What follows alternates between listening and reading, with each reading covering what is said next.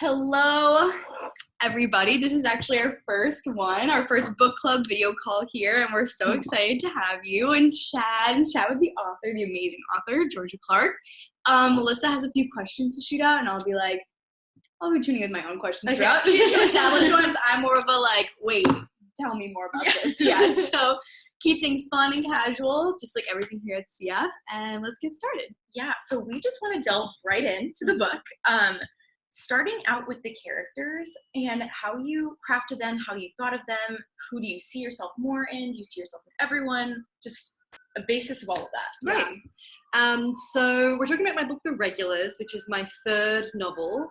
And the premise of the book is 3 young women living in Brooklyn get their hands on something called Pretty, which turns you into your ideal physical self for 1 week at a time.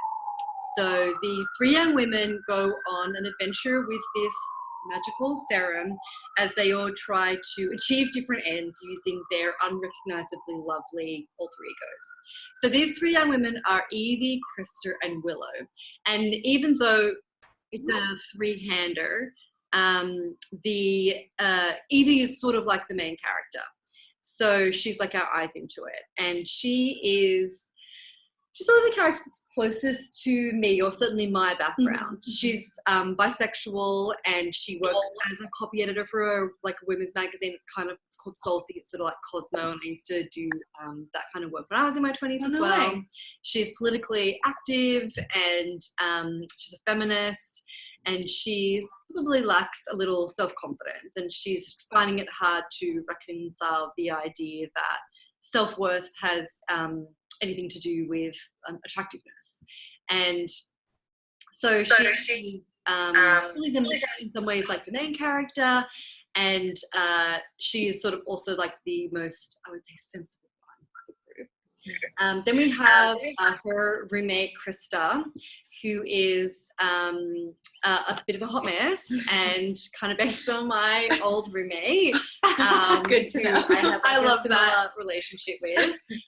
So she's Southeast Asian, like my old roommate was, and she really is distracted by shiny things and boys, and her chronic FOMO means that she is always she's her own worst enemy. And she's a law school dropout who is now trying her hand at becoming an actor in New York. And I feel like she's a real polarizing character. Some people really love Krista and really relate to her, and really relate to her shopping addiction, and just kind of the fact that she's in a million places at once in her own head. And some people find her annoying, and I feel like that's your own issues. I feel like how it's how much she kind of pushes your buttons and stuff. But she's also a lot of fun, and she has a huge heart, and she's just a really fun person to be around, and I can really I find her really appealing, and she was a fun character to write. And then there's Willow, who is sort of the dark horse of the 3. And she has the most, even though she's traditionally the most attractive with the 3 of them, she has the weakest self-esteem. And she goes on a darker journey with the Pretty and her alter ego, which revolves around her relationship with her boyfriend, Mark, and her artistic aspirations as an artist, as a photographer. So, and she is from a wealthy family, and she's kind of inspired by some friends I had in my 20s who were from wealthy families, who wanted to be artists and were sort of struggling to hold those 2 ideas in their hands. There's something about coming from a lot of privilege and being an artist that doesn't always coincide well. And all of the kids that I kind of knew who were doing that were just kind of struggling with that themselves, and it's sort of an interesting headspace to get into. And so she is represents more of the darker side of what you might do should you have sort of Pandora's box, I guess, in that way. Amazing. Yeah. And so then where did this idea for Pretty even come about? How did you think up of the color and what it does to you, and the side effects in the period of time it takes to wear off, and where did that come from?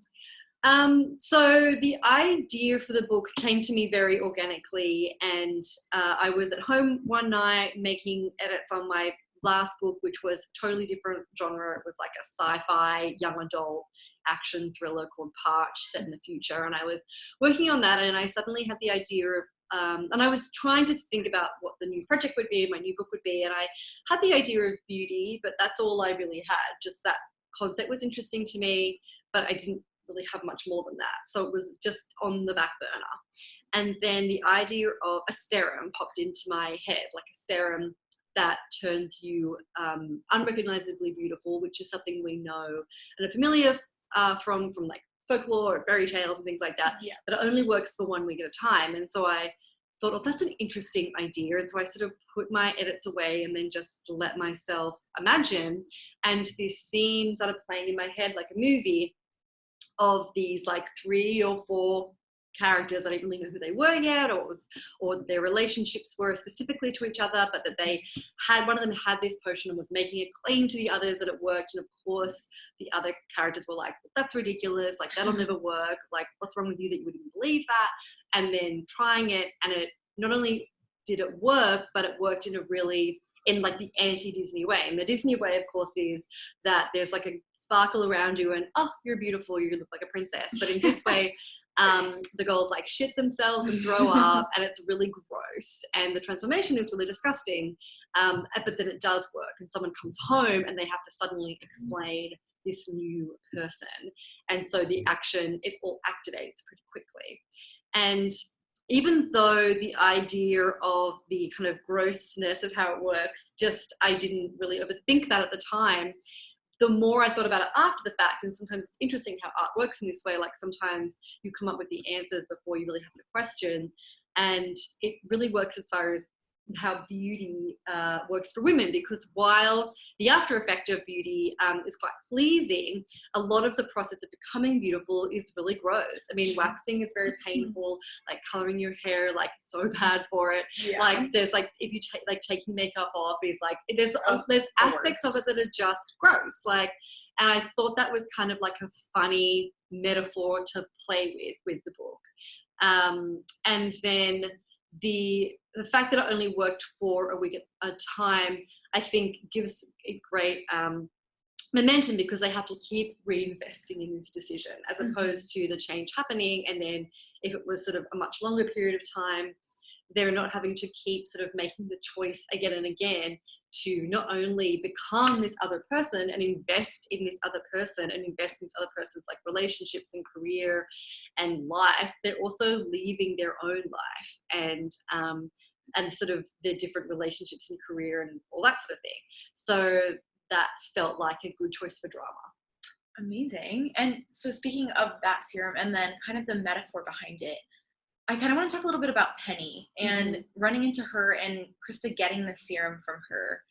I'm curious too, towards the end of the book, when Krista meets up with her again up in the apartment, is there a metaphor and a meaning behind the man she's with? And is there like a male perspective of beauty, and what's kind of that situation? Right. So Krista is a character who initially gets the pretty, and if you recall, she's our hot mess character, and she's at a bar in the middle of the afternoon because she just blew a really important audition by popping into a sample sale for a chill 45 minutes before her really important audition. Who hasn't been there? And so she meets this stranger, Penny, who like sort of out of seemingly an act of kindness gives her the pretty. And Penny is a beautiful woman who Krista doesn't really remember, and is this sort of mysterious stranger who we then realize later in the piece isn't actually as necessarily carefree as she presents, but that she is someone who is under the thumb of a mysterious man named Carlos, who has her sort of under his control. And while that isn't necessarily a storyline that is explored extensively in the book, it's to indicate that there is this larger, darker side to something like this, and that if it was to exist in the world, you can imagine how, sure, it would be like a fun thing that people might use like a party drug, but I guess like all drugs, there is a dark side to it, in that it might work like sex work, or like there'd be something that people would use it to exploit other people. And after having this interaction with Penny and Krista realizing that she can't save her, she doesn't even really know her, it kind of changes the way that she's living her life in some ways, and is something that is sort of just meant to give us this insight into that, like, this isn't all fun and games necessarily. And while that's not really something that's explored in the book is in development for a TV show right now, because it's sold to E, and that is something that is far more at the forefront. Like, Penny becomes more of a main character, and we sort of have tweaked some of the backstory, but that the idea of who has it, who's making it, and where it comes from is much more a subject for exploration, because in a book you're sort of looking to, you know, craft a narrative that eventually comes to a nice close, but in a television show you're sort of growing up and out constantly. So that's another way in which we can kind of create more story. Is there anything you can tell us a little bit about the TV show? Any more information? Yeah, so right now, and now being end of October, we're just about to get our notes on the first draft from the studio tonight. And we have been working on it for a while now. I mean, firstly, you write a pitch up. So if you sell a TV show, you first write a pitch, and that's like a 20-page document that's about, like, the pilot itself, the characters, the world of the show, the tone of the show, where the series would go, some episode examples. Like, you really write out and you really imagine the full background of a show that doesn't exist yet. And then you pitch that, and we went out to LA 3 times to do several rounds of pitches, and we being the producer, the showrunner, and the studio attached to it, which is CBS Studios. And then on our 3rd trip there, E Network optioned the show. And so then we started writing the pilot, myself and a showrunner, and that we've been sort of doing that since beginning, like March, April, I think we sort of sold it.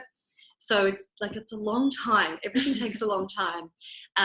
But the biggest difference between the book and the show is that in the book, the pretty really is magic realism. I mean, there is no kind of scientific basis as to how it works, and there's no kind of, they ponder, of course, how it works, but essentially it's magic. But in the show, it's science. And the way in which it works is explained through sort of, it's like, I basically had a scientist explain to me how it could possibly work as a constructed virus. So it attacks the body and forces changes at a cellular level. And who's making it and why becomes a larger part of the story. But the characters are all the same. And there's a couple of additions. Krista has a childhood best friend who's sort of secretly in love with her, named Rishi, to form a love triangle with her and Tristan, because love triangles are always so fun and everyone loves them and they're great. So there's more of so she has like a love triangle that we'll get a lot of ammunition out of, and it suddenly moves a lot faster. Like in the show, they are all on the pretty, or at least they've tried it by the end of the first act, whereas in the book there's a much more character development and a sort of like a slow build up, because you just have more time in a novel. In a show, you want to get right to it. So the pilot has a lot of action in it, and it's a lot of, from the book, like truncated, but it's still just as funny and zany, and really a mediation on friendship, which the book has as well. And so we hope it'll get on air. Yes, so excited. My fingers are crossed too. I think that's so cool. Yeah. So exciting. Well, tweet at E and tell them that you want to see this on the air. Oh, we will get everyone to tweet at E. We'll be like, guys, homework assignment, aside from all the other school stuff you do, it's more fun. Yeah, it's the fun. Yeah, exactly. To go off the sort of love triangle thing, and even just the theme of love and sex in general in the book. So I feel like in a lot of novels and adult fiction, it's a very like vanilla PG, like heterosexual relationships all throughout those books, and it's never really like something different. And so throughout this book, it was amazing because there's so many different scenes where it isn't just your typical white couple, straight, all of that. Yeah. Why do you think it's so important and to get these scenes more and more into literature? And like, how do you do that? And how do you keep pushing for that? Yeah, that's a great question.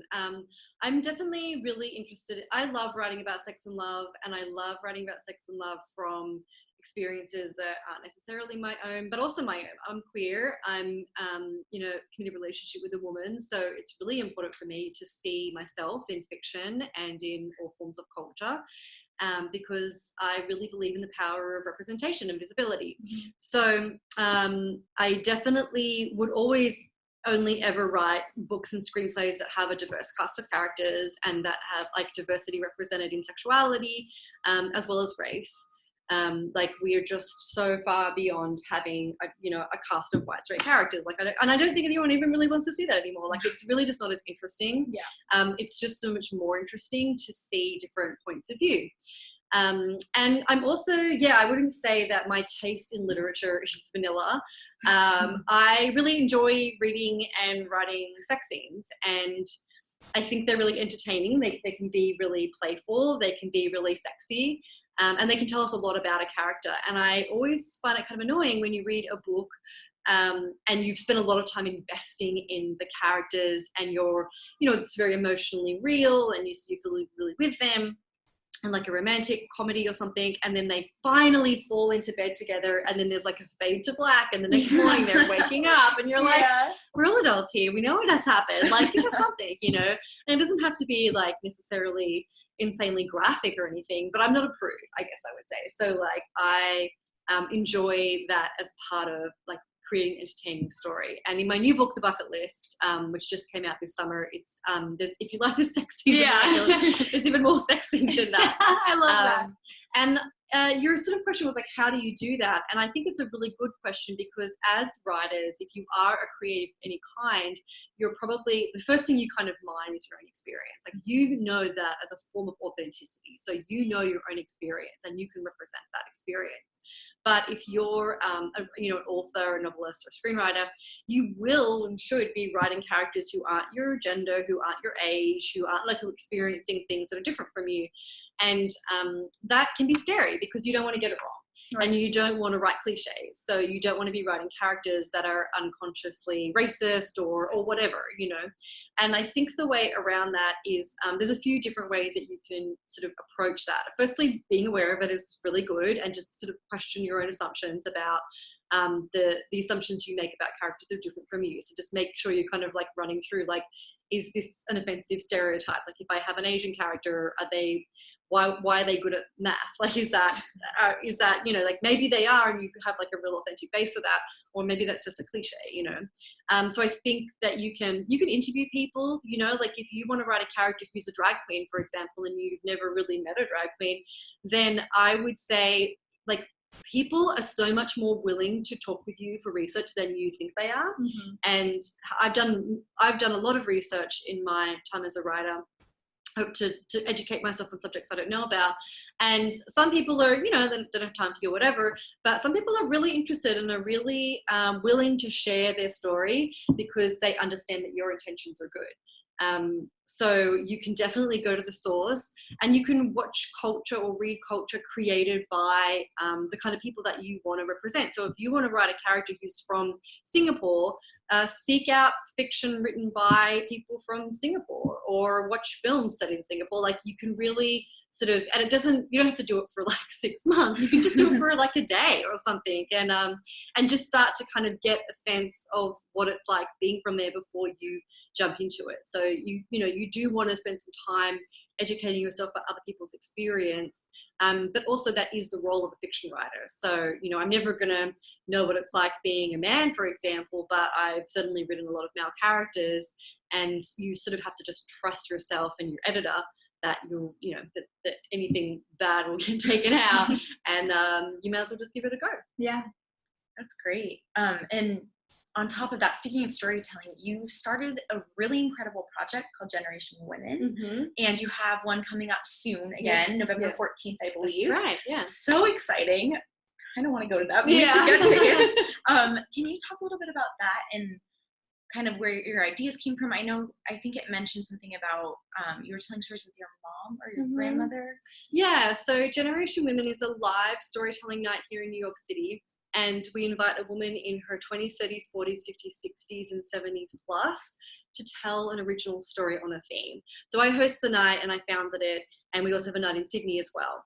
And the night came about from conversations with my mum, Jane, about her experience of disappearing as an older woman. She said that the older she got, she just felt like people were looking right through her as she walked down the street, and that she just wasn't getting the same kind of attention, and not even like attention like catcalls or something, just like literal like attention from anyone, the older she got. And that made me feel really, you know, sad, and it just really sharpened the reality of ageism for me personally. And when you become really attuned to it, you sort of realize like how much our culture lives in service of youth. And I think there's a lot of reasons for that, and we could really have a deep dive about like mortality and our fear of mortality and how people are really afraid of dying and things like that. But the long and the short of it is we don't really have enough platforms for older women. We need to see older women more, like in pop culture, in politics, like you name it. And we generally, with our night, start with team 20s. That's how we kind of call everyone team 20s, team 30s, and we move through. And so our kind of closing act is team 70s or often team 80s, and we have had a team 90s.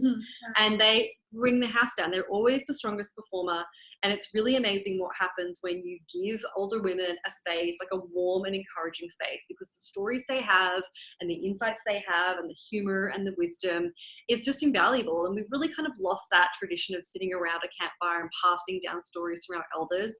And so the night is in part and like an evocation of that. So we're at a theatre called Caveat here in New York, CAVEAT, and you can also find us online at generationwomen.us. We're a monthly show, so if you can't make the 14th, just come and see us. And we usually sell out 2 weeks to 10 days before the event. So just get your ticket, and we always have a great lineup of like writers, performers, activists, business people. Like it's a real sort of breadth of experience. And we have diversity quotas at the night as well, which is another way in which I kind of activate my personal politics around representation. So of our lineup, 2 women will always be women of color, and 1 performer will be LGBTQ plus. And there's always me, and I'm gay, so there's always me on stage as well. That's so cool. I so want to go. We definitely need to. We'll be going. We're going. And we'll send the link out in the group too, so New York-based members can check that out. And I guess to finish up, for the questions at least that I have, is kind of what your best piece of advice is for our community members who do want to write books or who do want to really get into the author sphere. Yeah, sure. So I would say my 3 top pieces of advice if you want to write a novel or like a longer piece of work is 1, and I'm sure you guys are already all doing this because you're such dedicated students, but 1 is establish a routine. It's really hard to write like when the mood strikes you or in any kind of erratic schedule, because at the end of the day, writing is something that everyone likes doing, but it's actually not very fun. And I say that even as a full-time writer. It's work like any other job is, and like study is. So you need to train your brain and your body to work for you when it's time to write. And by that I mean, if you have a regular schedule where Saturday mornings are your novel writing times, if you sit down from like 9 a.m. to 11 or whatever, every Saturday morning, there's something about the muscle memory that just really kicks in. And at first it'll be hard, and the first month will be tricky, and you might sort of find that you've got writer's block and it's hard. But after a month, and I do think it only takes like 30 days to start a new habit, then you will automatically, you'll sit down and your brain and your body will be like, oh, this is the time to write. That's what we do now. And it will just start to become a lot easier. It's just a lot easier than trying to do it here and there. And of course, like if you get ideas in the subway and whatever, you can note them down, but just having that dedicated time, and the more you can do, the better, will really serve you as you start a project. You definitely have to turn off the internet. So turn your phone off, turn the internet off. Get an app, like I use one called Freedom, which you can set time periods to turn the internet off, anywhere from 5 minutes to like 8 hours. And generally for a writing day for me, like a good writing day is like 3 sessions of 2 hours. And those 2 hours are really dedicated time. Like they're not 2 hours where I'm getting a snack or like making a phone call or just checking Instagram, but the 2 hours where I'm just working for 2 hours and then have a little break and go back and go back. So making it a regular thing is really good in committing to being offline.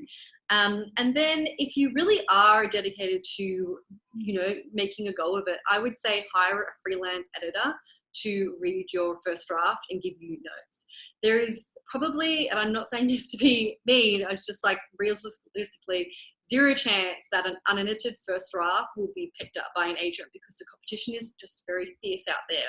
So after you finish your first draft, you can hire a freelance editor, a good one, and get them to do a read for you and give you notes and be prepared to do a second draft. So that's a bit more of a technical kind of note, but one that I really stand by.